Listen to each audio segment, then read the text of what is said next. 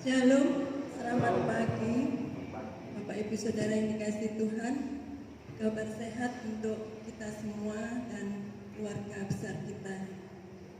Sebelum kita memulai ibadah pagi hari ini, mari kita datang kepada Tuhan di dalam doa. Bapa yang bertata dalam kerajaan surga, kami bersyukur ya Tuhan untuk pagi hari ini. Tuhan memberi kesempatan kepada kami untuk datang di rumah Tuhan, untuk beribadah kepada Tuhan. Oleh karena kekuatan, kesehatan yang Tuhan berikan di dalam kehidupan kami, Tuhan memelihara kehidupan kami, Tuhan memberkati, Tuhan melindungi hari lepas hari. Terima kasih Tuhan, ampuni segala dosa dan pelanggaran yang kami lakukan di dalam kehidupan kami, apa yang kami lakukan, apa yang kami pikirkan, apa yang kami katakan yang tidak berkenan di hadapan Tuhan. Mohon Tuhan mengampuni. Tuhan berkati ibadah kami pagi hari ini. Tuhan persiapkan setiap hati kami untuk menerima berkat-berkat Tuhan di dalam ibadah pagi hari ini. Terpujilah Engkau Bapa di surga, di dalam nama Tuhan Yesus Kristus kami sudah berdoa dan mengucap syukur. Haleluya. Amin. Satu hal yang kita rindukan, lebih dalam lagi tinggal di dalam Tuhan.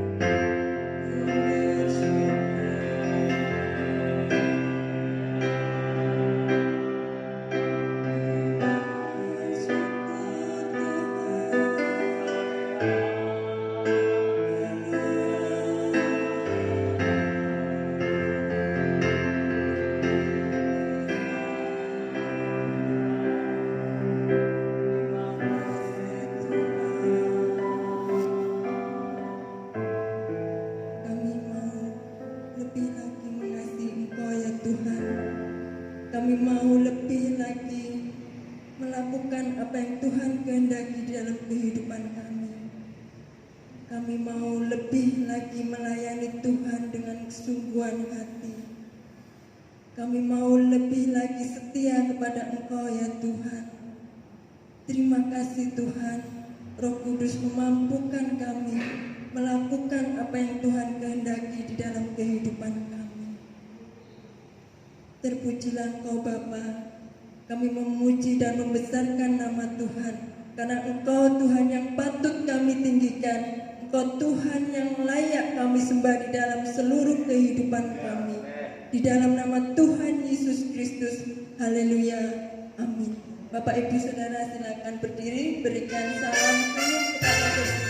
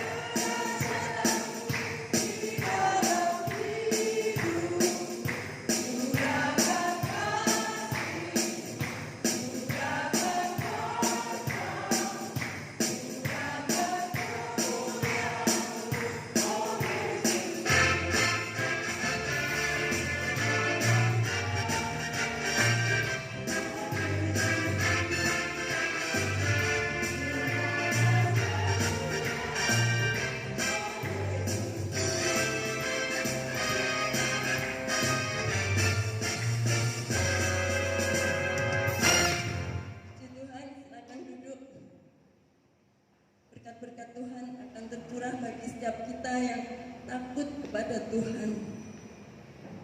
Kita akan menerima berkat firman Tuhan pagi hari ini. Kita naikkan pujian besar setia Tuhan, dan kita senantiasa percaya akan janji Tuhan dalam kehidupan kita.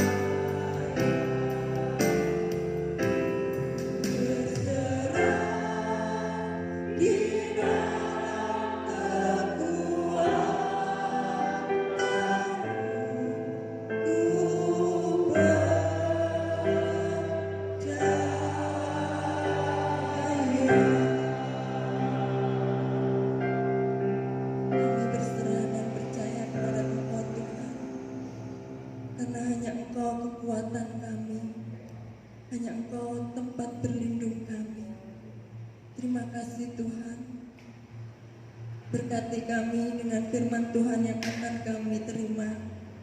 Biarlah firman-Mu menguatkan kami, membuka hati kami untuk apa yang akan kami lakukan di dalam kehidupan kami. Terima kasih, berkati hamba-Mu di dalam penyampaian firman Tuhan. Urapi dengan kuat kuasa Roh Kudus Tuhan. Berkati kami semua Tuhan. Terpujilah Engkau Bapa di surga di dalam nama Tuhan Yesus Kristus. Haleluya. Amin. Firman Tuhan akan disampaikan Bapak Matius.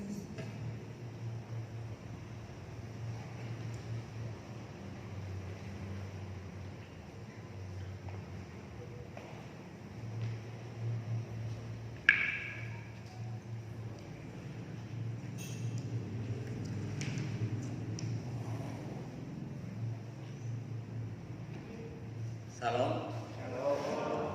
Di nama Tuhan, saudara-saudara sekalian dikasihi oleh Tuhan, patut kita bersyukur kepada Tuhan Yesus karena Tuhan masih memberikan kita kesempatan untuk kita boleh datang menyembah Tuhan, memuji Tuhan, ya, beribadah kepada Tuhan.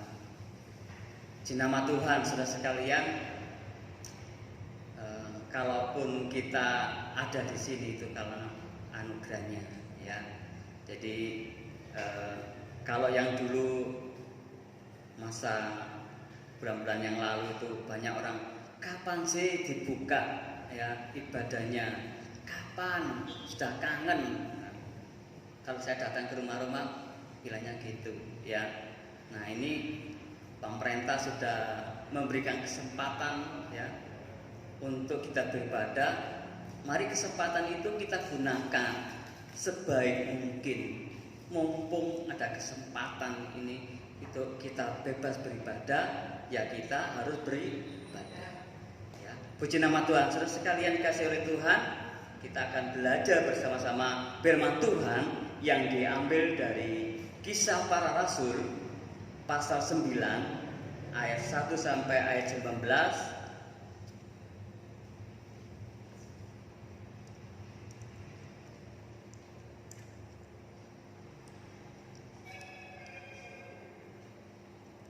Ya, Kisah Rasul pasal 9 ayat 1 19.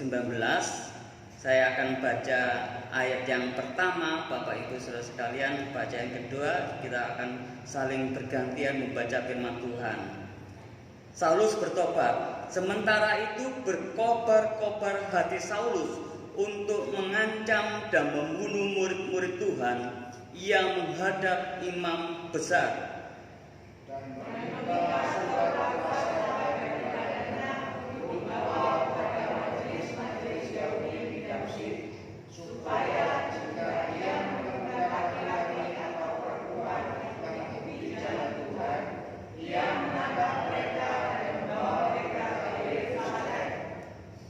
Dalam perjalanannya ke Damsyik, ketika ia sudah dekat kota itu, tiba-tiba cahaya memancar dari langit mengelilingi dia.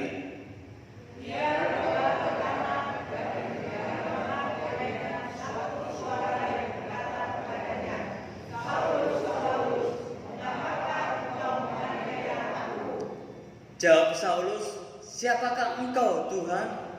Katanya, "Akulah Yesus yang kau aniaya itu."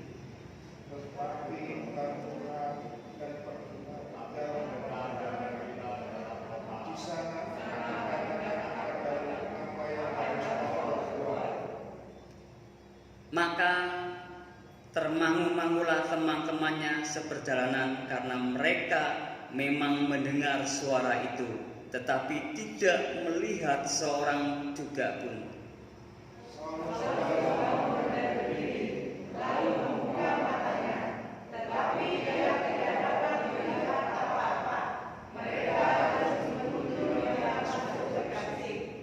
Tiga hari lamanya ia tidak dapat melihat, dan 3 hari lamanya ia tidak makan dan minum.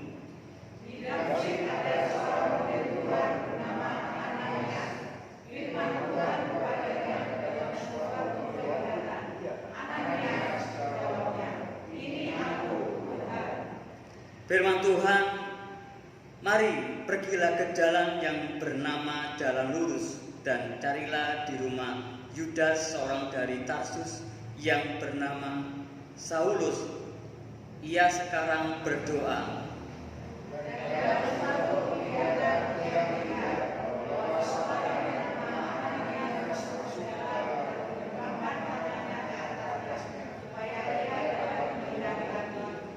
Jawab Ananias, "Tuhan, dari banyak orang telah kudengar tentang orang itu, betapa banyaknya kejahatan yang dilakukannya terhadap orang-orang kudus-Mu di Yerusalem. Dan ia datang kemari dengan kuasa penuh dari imam-imam kepala untuk menangkap semua orang yang memanggil nama-Mu." Tetapi firman Tuhan kepadanya, "Pergilah, sebab orang ini adalah alat pilihan bagiku untuk memberitakan namaku kepada bangsa-bangsa lain serta raja-raja dan orang-orang Israel. Aku sendiri akan menunjukkan kepadanya apa yang pemberitaan yang harus dia lakukan oleh mereka namaku." Lalu pergilah Ananias ke situ dan masuk ke rumah itu. Ia menumpangkan tangannya ke atas Saulus, katanya, "Saulus, saudaraku, Tuhan Yesus yang telah menampakkan diri kepadamu di jalan yang engkau lalui, telah menyuruh aku kepadamu, supaya engkau dapat melihat lagi dan penuh dengan Roh Kudus." Dan seketika itu juga seolah-olah lampu gugur dari matanya, sehingga ia dapat melihat lagi. Ia bangun lalu dibaptis. dan setelah ia makan, pulihlah kekuatannya. Amin. Puji nama Tuhan, saudara-saudara sekalian dikasihi oleh Tuhan. Dalam pasal yang kita baca ini, pasal 9, di sini mengisahkan atau menceritakan tentang pertobatan Saulus dari seorang penindas, penganiaya, ya, penganiaya pengikut Kristus, ya, orang-orang yang jadi pengikut Kristus itu dianiaya, ya, dibunuh, ya, bahkan dipenjarakan, ya, menjadi seorang percaya dan pemberita Injil yang akhirnya jadi terkenal, ya. Nah, saudara sekalian dikasihi oleh Tuhan, adapun di dalam pasal ini ada beberapa bagian, ya. Di situ di ayat 1 dan 2 latar belakang Paulus sebelum bertobat, dan ayat 3 sampai ayat yang ke-9 perjumpaan Saulus dengan Tuhan Yesus, ya. Dan ayat 10 sampai ayat 19 keadaan Paulus sesudah bertobat, ya. Nah, saudara sekalian, kita akan melihat sebelum Paulus atau Saulus itu bertobat, ya, kita melihat jati dirinya, identitasnya dulu, ya, siapakah Saulus itu. Nah, namanya dalam bahasa Ibrani itu adalah Saul, yang artinya yang diinginkan, ya, artinya yang diinginkan. Nah, di dalam nama Romawi yang dipakai di kalangan warga Romawi, jadi setiap warga Romawi itu punya nama, ya, dan Saulus ini bernama Paulus yang artinya kecil, ya. Terus sekalian dikasihi oleh Tuhan, Saulus dilahirkan di Tarsus, sebuah kota di Kilikia, ya, di bawah pemerintahan, masih di bawah pemerintahan Romawi, dan Saulus sendiri adalah dikatakan adalah orang yang merdeka di kota itu, ya. Dan ayah dan ibunya itu adalah asli orang Israel, ya, dari keturunan Benyamin. Jadi Saulus atau Paulus itu asli orang Israel, tapi tinggal di Tarsus, ya, masih di bawah pemerintahan Romawi. Nah, dia didik dan sekolah di Tarsus, ya, sampai dia mempelajari belajar tentang ilmu filsafat, ya, belajar tentang puisi orang-orang Yunani, ya.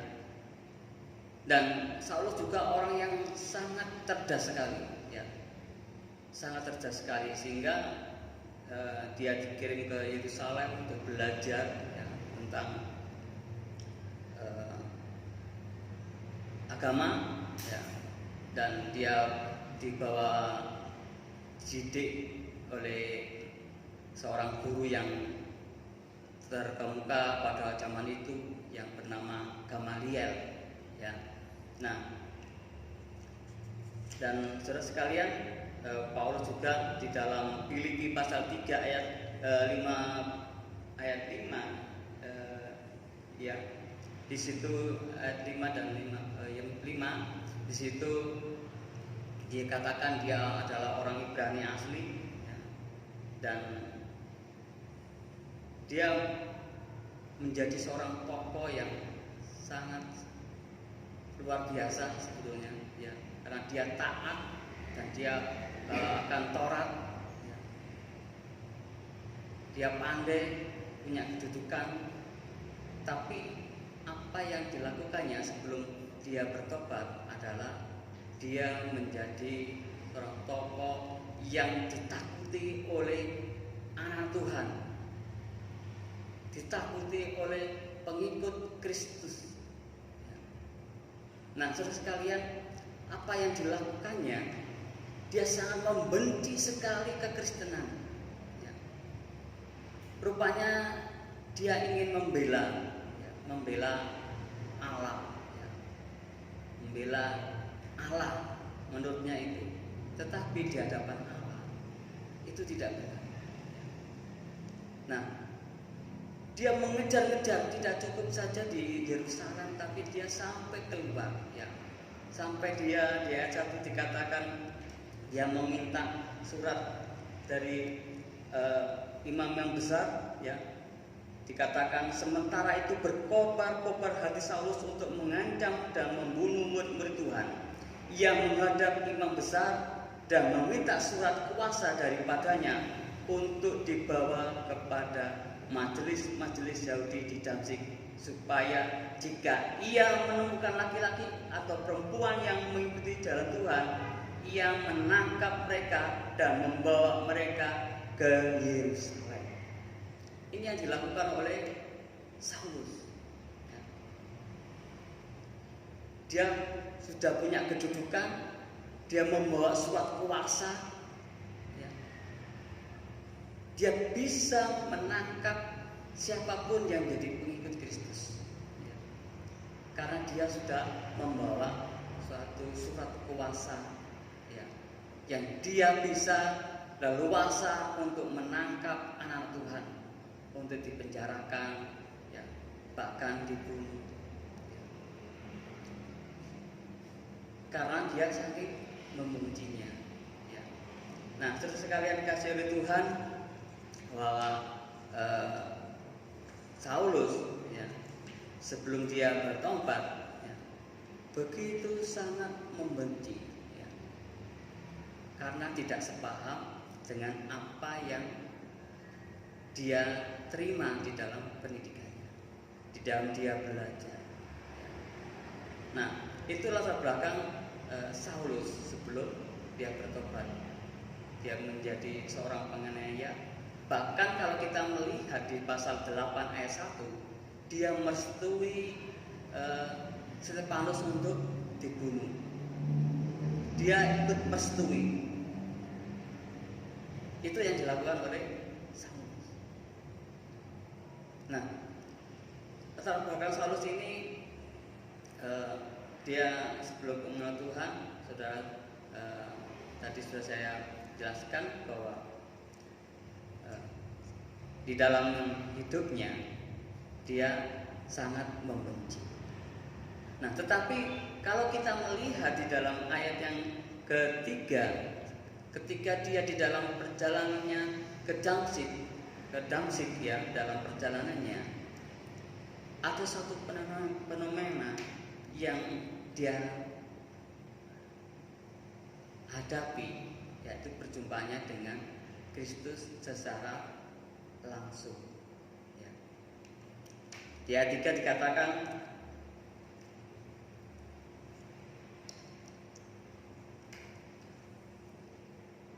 dalam perjalanannya ke Damsyik, ketika ia sudah dekat kota itu, tiba-tiba cahaya memancar dari langit mengelilingi dia.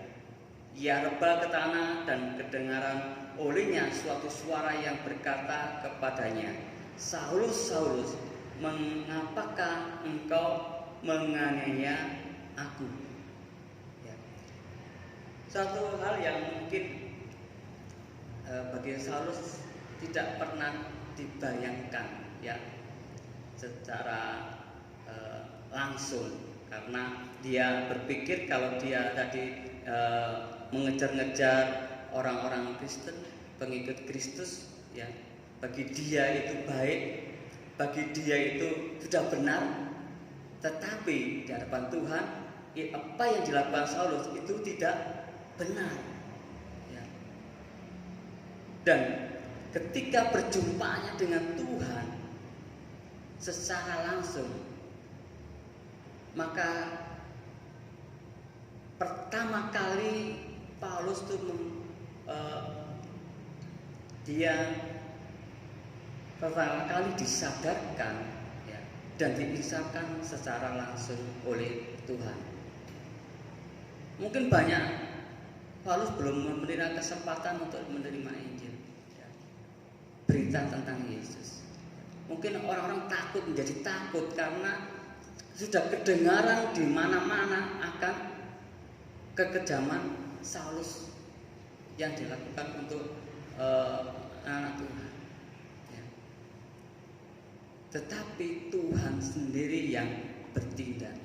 Tuhan sendiri yang bertemu langsung dengan Saulus.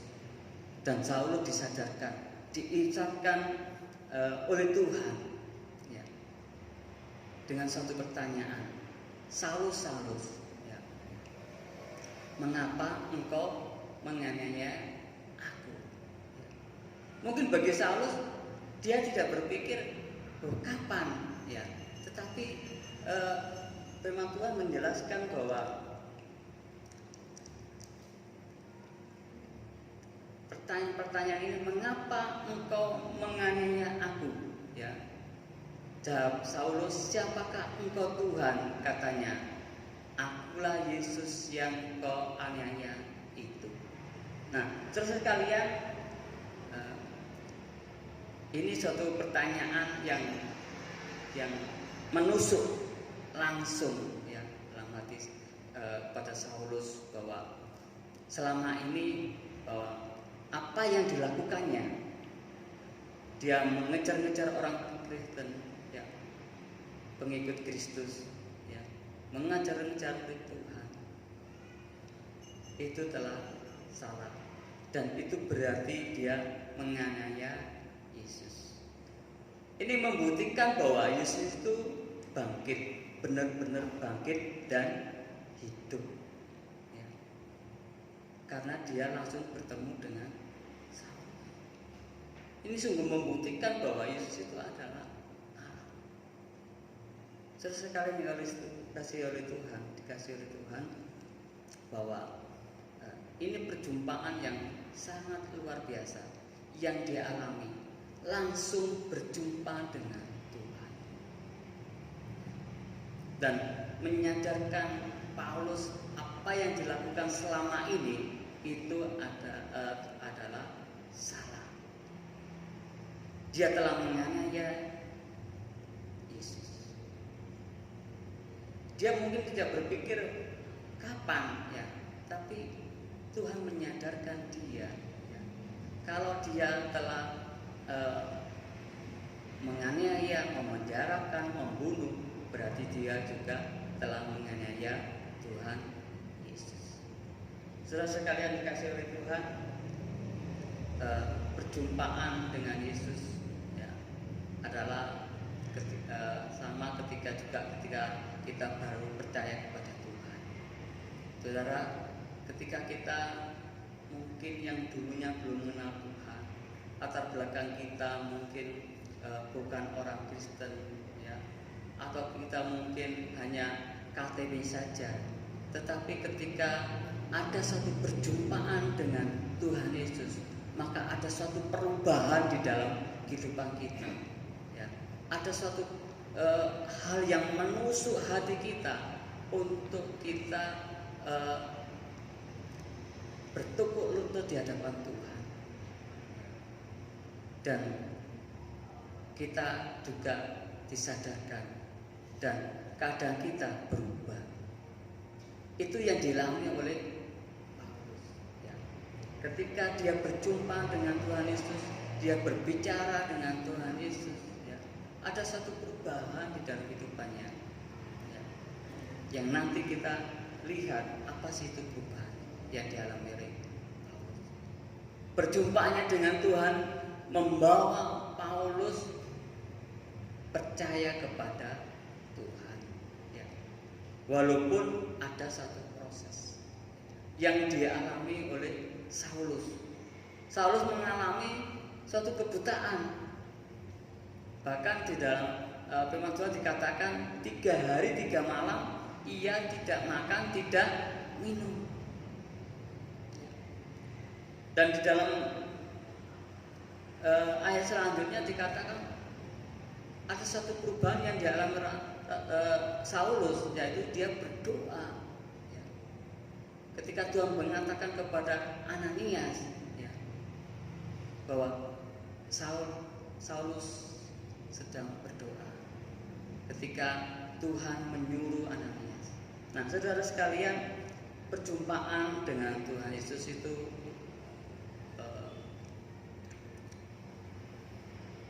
hal yang mungkin selalu kita rindukan. Ya. Harus kita selalu rindukan untuk selalu berjumpa dengan Tuhan Yesus. Melalui apa? Melalui jam-jam doa kita, melalui pembacaan firman Tuhan.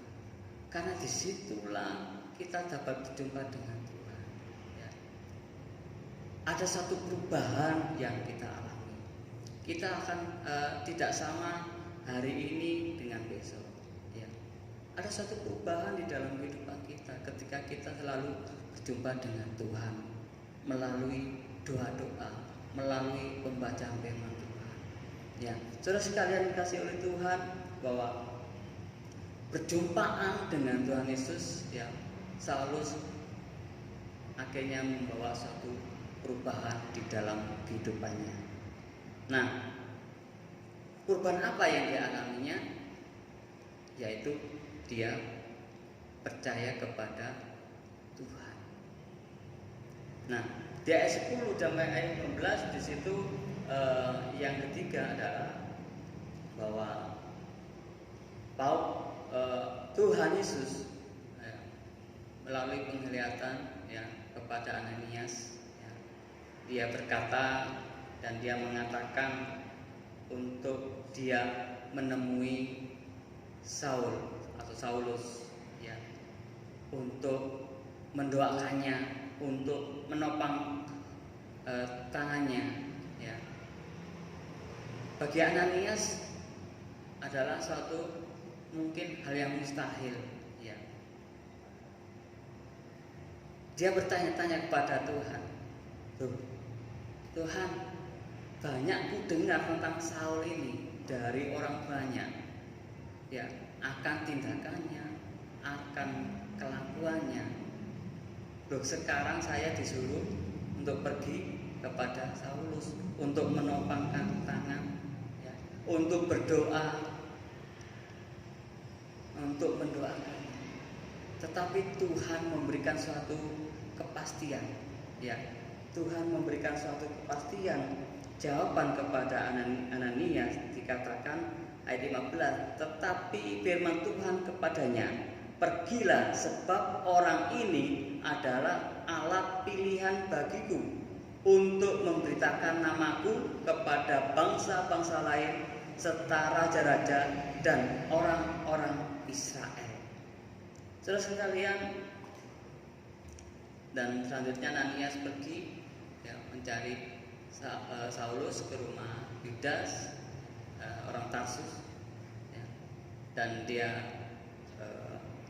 berdoa, mendoakannya ya, dan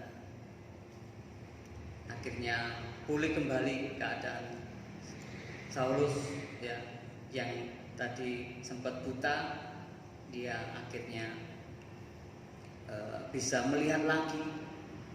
Bahkan dia dikatakan di dalam ayat 18 bahwa Saulus itu penuh dengan Roh Kudus ya, dan akhirnya dibaptis. Nah, sekalian oleh Tuhan, ada satu perubahan yang dia alami oleh Saulus ya, dari orang jahat, dari orang yang ditakuti orang ya. Tetapi ketika dia sudah berjumpa dengan Tuhan Yesus, ada suatu perubahan yang dialaminya. Bahkan Tuhan memakai Saulus, dikatakan menjadi alat pilihanku. Ini suatu istimewa yang diterima oleh Saulus ketika dia berjumpa dengan Tuhan, ketika dia menerima keselamatan yang dari Tuhan ya. Ada satu perubahan yang dialaminya. Bahkan Tuhan menentukan dia menjadi alat pilihan Tuhan untuk memberitakan kabar baik, memberitakan keselamatan itu kepada orang-orang di luar Israel ya. Orang-orang, katakan orang-orang Yunani, raja-raja ya, kepada orang Israel sendiri. Dan itu terbukti saudara sekalian oleh Tuhan bahwa Saulus yang kita kenal Paulus ya, menjadi seorang tokoh ya, penginjil yang luar biasa, sehingga banyak orang percaya akhirnya di luar orang Israel. Saudara sekalian, ada satu perubahan yang dialami oleh Paulus ketika dia berjumpa, dan dia mau dipakai oleh Tuhan, dipakai oleh Tuhan. Saudara sekalian, ketika kita mendapatkan perintah dari Tuhan untuk kita mendoakan orang-orang yang dikatakan orang fasik, ya, orang yang tidak mengenal Allah, sebagai orang percaya, apa yang harus kita lakukan? Apakah kita mau taat perintah Tuhan untuk mau berdoa seperti Ananias atau tidak? Atau kita berpikir jangan-jangan orang itu nanti nggak bertobat tapi tambah nemen, jangan-jangan dia memusuhi saya. Banyak satu alasan yang diberikan oleh orang-orang percaya. Tapi kalau kita melihat kisah di dalam pasal 9 ini, Ananias mau juga dipakai oleh Tuhan. Ya. Dia mau mendoakan ya, Saulus. Ya. Karena itu adalah perintah dari Tuhan. Kita juga harus mau ya menjadi anak Tuhan, mendoakan orang-orang yang belum percaya. Ya. Karena kita tidak tahu bahwa orang itu kapan kita percaya. Yang penting kita mendoakannya, Tuhan yang bertindak. Ya. Saulus mendapatkan satu anugerah dari Tuhan. Dia dapat berjumpa dengan Tuhan, diubahkan hidupnya. Ya. Itu luar biasa. Ya. Mungkin berpikir, oh ini apa jahat? Enggak. Ya. Ketika dia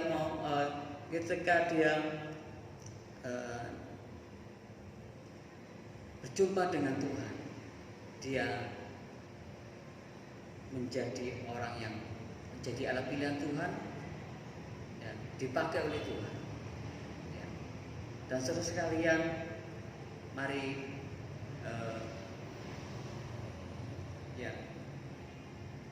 melalui pasal 19 ini kita belajar firman Tuhan, ya, bahwa apa yang kita dapat dalam renungan atau firman Tuhan hari ini adalah dari kisah ini, dari kisah pertobatan Saulus ini, kita bisa belajar betapa keselamatan di dalam Yesus Kristus itu sungguh-sungguh merupakan suatu anugerah dari Tuhan. Dan sudahkah kita bersyukur atas anugerah keselamatan yang Tuhan beri? Ya.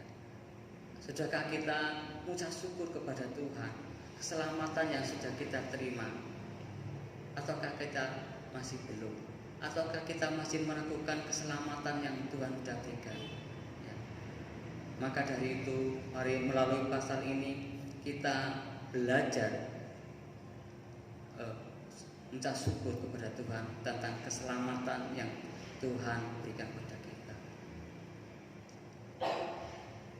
Dan Tuhan akan mengubahkan hidup kita.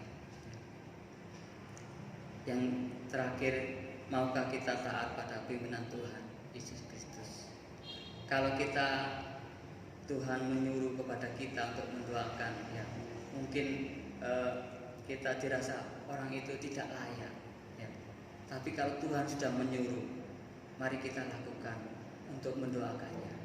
Kita harus peka kepada pimpinan Tuhan. Kita harus peka, ya, akan suaranya. Dan peka akan suara itu kita dapat dari doa-doa kita, dari firman Tuhan. Karena disitulah Tuhan berbicara kepada anak-anaknya yang percaya kepada Tuhan. Amin. Saudara sekalian,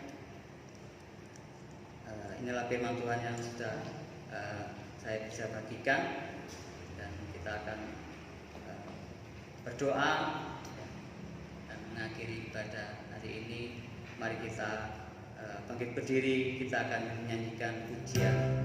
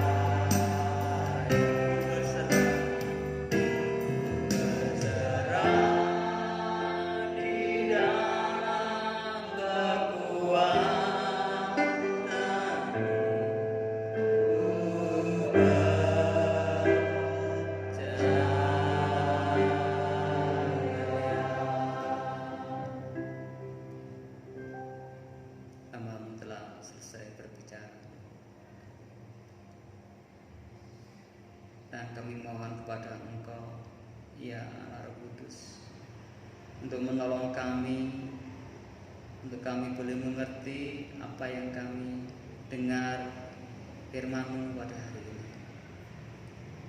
Untuk kami selalu bersyukur untuk keselamatan yang Tuhan berikan kepada kami dengan cuma-cuma. Untuk selalu kami datang kepada Tuhan. Untuk kami selalu rindu berjumpa dengan Engkau ya Tuhan Yesus. Terima kasih Tuhan. Biarlah firman-Mu Engkau tanamkan dalam hati kami. Ajar kami untuk kami dapat melakukan setiap bagian dari firman Tuhan yang kami dengar pada pagi hari ini. Terima kasih Tuhan, Engkau berkati setiap jemaat-Mu pagi hari ini. Engkau berkati hamba-Mu yang sudah menyampaikan. Tuhan Yesus, kami berdoa untuk bangsa dan negara kami. Kiranya Tuhan menolong bangsa kami ini, memulihkan bangsa kami dari keadaan yang telah menimpa bangsa kami, baik dari kesehatan, politik, ekonomi. Tuhan tolong bangsa kami, agar bangsa kami dapat melalui semuanya ini, agar bangsa kami ditolong oleh Tuhan, diberkati kembali bangsa kami, sehingga benar-benar pulih Tuhan, baik dari kesehatan, politik, dan Engkau berkati para pemimpin-pemimpin kami, baik dari Bapak Presiden Jokowi maupun para kabinet. Kiranya juga Tuhan menolong mereka yang sudah bekerja keras. Tuhan memberkati, Tuhan memberikan hikmat bagi mereka, sehingga mereka dapat melaksanakan setiap program-program yang akan membawa perubahan bagi bangsa kami. Terima kasih Tuhan, berikan kesehatan, kekuatan bagi mereka ini. Terima kasih Tuhan, berkati saudara kami yang saat ini Tuhan dilanda bencana banjir, tanah longsor di mana-mana. Kiranya Tuhan menolong, memberkati mereka, memberikan kekuatan bagi mereka, bahkan Tuhan memelihara hidup mereka, sehingga mereka benar-benar pulih kembali. Kau berkati para LSM, pemerintah yang memberikan bantuan bagi korban-korban bencana alam ini. Tuhan memberkati mereka. Terima kasih Tuhan Yesus. Terima kasih. Kau berkati para dokter dan tim medis, bahkan ahli-ahli kesehatan, supaya mereka tidak bekerja menghadapi virus corona ini. Mereka mendapatkan kekuatan yang baru dari Tuhan. Mereka mendapatkan suatu perlindungan dari Tuhan. Bahkan Tuhan menolong mereka dalam mereka bekerja, keluarga mereka. Tuhan tolong, Tuhan berkati. Terima kasih Tuhan Yesus. Terima kasih Tuhan. Berkati Bapak Ibu Gembala yang saat ini masih di Jakarta. Tuhan tolong berkati beliau, tolong dalam kehidupan mereka selama di Jakarta. Kiranya Tuhan memberikan kekuatan kesehatan bagi Bapak Ibu Gembala, sampai mereka boleh kembali ke Jombang untuk melayani Tuhan, untuk membawa jemaat-jemaat Tuhan di GPT ini, untuk semakin takut akan Tuhan. Engkau berkati kesehatan, Engkau berkati juga anak dan menantu, bahkan cucu-cucunya yang masih dalam pertumbuhan. Kiranya Tuhan menolong, memberkati. Terima kasih Tuhan. Engkau berkati seluruh jemaat GPT ini. Mereka yang saat ini sudah hadir, Tuhan tolong memberkati mereka. Tuhan tolong dalam usaha mereka. Tuhan tolong dalam pekerjaan mereka. Tuhan tolong dalam rumah tangga mereka. Tuhan berkati setiap jemaat-jemaat di GPT ini. Terima kasih ya Tuhan. Terima kasih. Terima kasih. Berkati jemaat yang saat ini mungkin sakit, kiranya diberikan satu kekuatan penghiburan dari Tuhan, agar mereka tetap kuat di dalam Tuhan, mereka tetap berpegang pada kebenaran firman Tuhan, dan mereka tetap setia kepada Tuhan di tengah-tengah pergumulan yang mereka hadapi. Kami juga berdoa untuk setiap jemaat yang berwira swasta toko. Tuhan tolong memberkati mereka di tengah-tengah perekonomian yang sangat-sangat lesu ini Tuhan. Kiranya mereka juga ditolong oleh Tuhan, diberkati oleh Tuhan, dan mereka tetap setia kepada Tuhan. Terima kasih Tuhan. Berkati seluruh jemaat-Mu di tempat ini Tuhan. Terima kasih Tuhan. Dan saudaraku, angkatlah kedua tangan tinggi-tinggi dan terimalah berkat dari Tuhan. Berkat damai sejahtera dari Allah Bapa dan cinta kasih sayang dari Tuhan kita Yesus Kristus serta persekutuan dengan Allah Kudus yang akan menyertai kita sampai selama-lamanya, sampai kedatangan Tuhan Yesus kedua kali. Amin. Tuhan memberkati. Selamat hari Minggu.